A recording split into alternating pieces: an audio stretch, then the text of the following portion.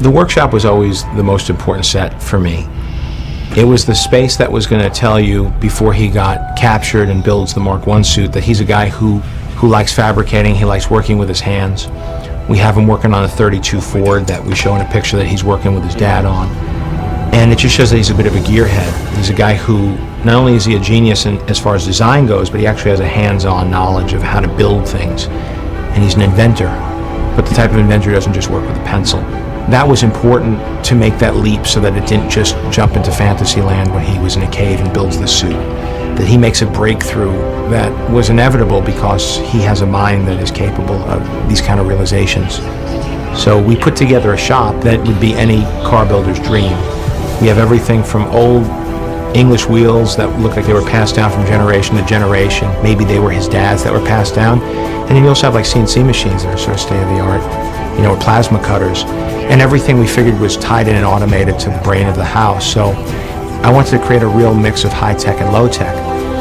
Why are you hustling me out here? Where are you going? You got plans? Yes, as a matter of fact, I do.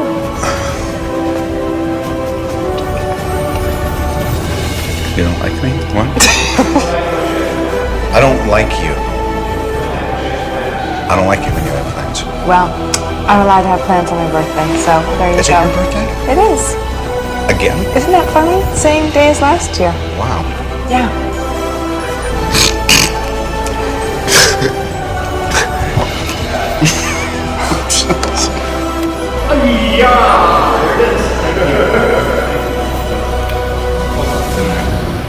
You're probably feeling coolness.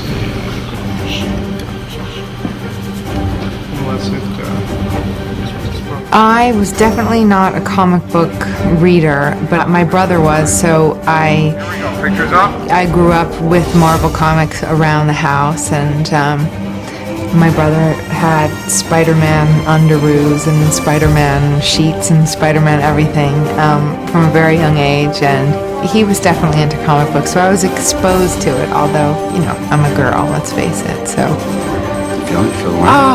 Oh, pus! Don't worry about it. It's not pus, it's an organic plasma discharge from the device. It's not from my body. Oh, it smells. It's basically making a very tall upside down U. I'm a huge military channel and Sergeant Rock. I mean, so superheroes are great. Superheroes who manufacture weapons and then build one that they wear and use, to me, is just a complete nerdgasm. Now we're ready. I think the band's ready to go on. So without further ado, I present Robert Downey Jr. and the Blue Brigade. In an origin story of a superhero, you have certain responsibilities, one of which is, you know, showing how the hero came to be. And it takes a lot out of a movie to have that kind of burden. But what it gives you is the opportunity to allow the audience to sort of become the hero with the hero. And I have the most fun as a viewer when I see the learning curve of a hero. There's a tendency to want to just go right for the fighting and right for the action. But I know my favorite part of the first Spider-Man film was watching him come to terms with his powers, learn how to swing from his webs. And I referred back to a lot as we met and went to pre-production meetings talking about what the set pieces would be. I thought you said you were done making weapons. It is. This is a flight stabilizer. 3, 2, 1, go!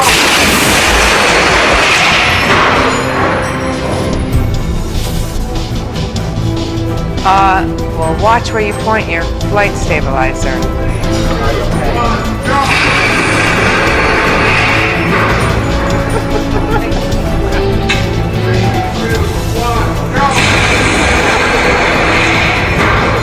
It's really dangerous.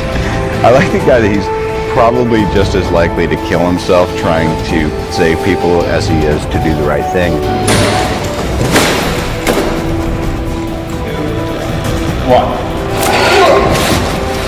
As far as Robert Downey doing stunts, he wants to keep doing more and more, and I gotta keep reining him back because he's very game to just keep right on going.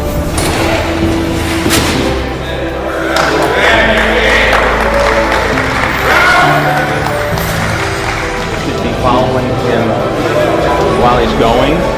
So when he hits the wall and falls down, it would be like a beat of no movement, and it's just punctuated by the blast. Because it's a timing thing, so.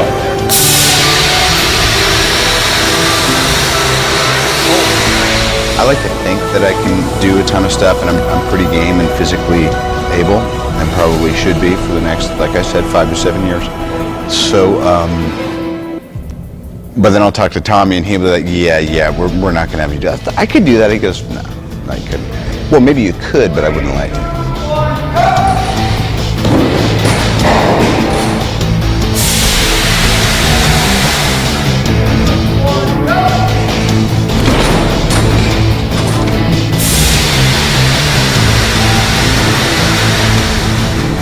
It still hurts, but it hurts every day. Getting up looking like this. It hurts in here, emotionally. But I'm doing better. I'm doing better. Can I go now?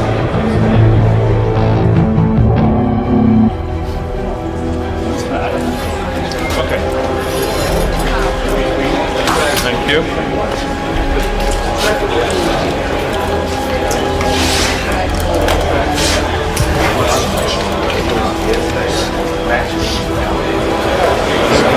We're about to do Tony Stark experimenting with a combination of boots and gauntlets. This is his first successful flight in his workshop.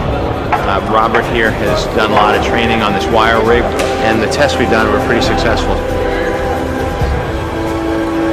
Ready and action. You're off right here. Frame up on me. Good. Day 11, test 37, configuration 2.0.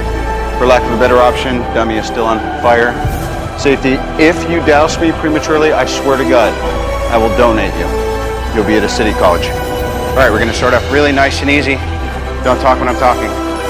1% capacity in 3, 2, 1.